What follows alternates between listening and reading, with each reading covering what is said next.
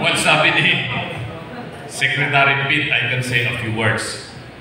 Rob, thank you for that most wonderful reaction to the most wonderful speech of Attorney Vic Rodriguez. For all those who have spoken their pieces, nakakakilabot at nakakapanindig balahibo. Tapos, meron ako narinig na komento doon kanina. Kung ang panawagan ay Marcos resign, paano kung hindi mag-resign? Anong gagawin natin? So,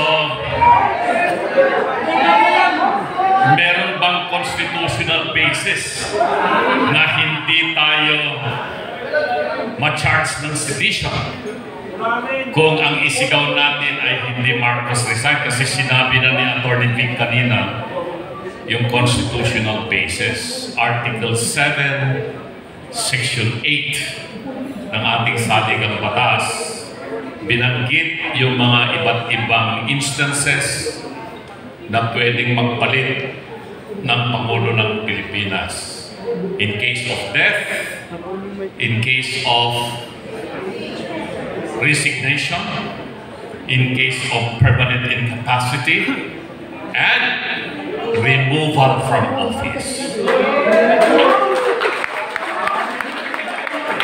So, removal from office is also constitutional, but how? Para hindi maging seditious. There are two instances. First, yung gusto nilang gawin kay BP Inday Sara. Impeach and convict so that she will be removed. If you can do that to the Vice President, to the Ombudsman, to Justices of the Supreme Court, to the members of the Constitutional Commission, you can also do that to the President as we had done against former President Joseph Estrada. Hindi ba? Pero hindi gagawin ng mga congressmen yan eh. Hindi nila i-impeach. Hindi rin i-convict yan ng Senado. Kamali ng timing kasi si Ronald Cardema napaaga, no? Dapat sana nauumo na yung tatlong congressmen na Duterte yung party list at ngayon sana pwede mag-file ng impeachment. So that's one. The other is under the provision of Article 7, Section 11. At binanggit ni Attorney Vic kanina yung Section 12, which is somehow corollary to the provision of Section 11. Ano ito? Ito yung una, if the President, if he is of sound mind, will declare that he is temporarily incapacitated, then he will write the Senate and the House of his incapacity. Pero gagawin ba niya yun? Well, perhaps he can, because Rob just said, we trust God. And if God's hands will play, he might write the Senate President and the Speaker of the House saying that he is incapacitated and the Vice President becomes acting President. Hindi ba, Congressman Mike? Then he can make bawi. Sabi niya, no, I am now capacitated. So he can take back. But there is also another instance.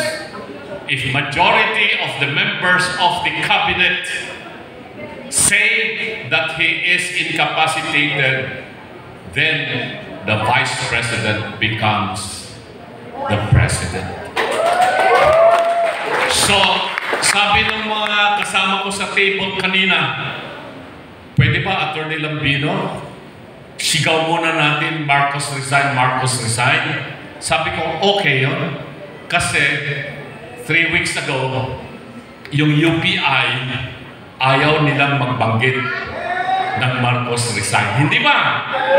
Nagkaroon ng konting hindi pagkakaunawaan dyan during the first day of the rally.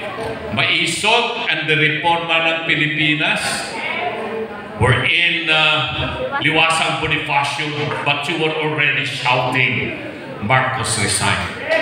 And now, with the coalition of Save the Philippines, kasama na dyan ang Maisog, ang UPI, ang Reforma Pilipinas, PDP Laban, and all the other sectoral organizations, everyone agreed that the narrative now of this group is Marcos resign.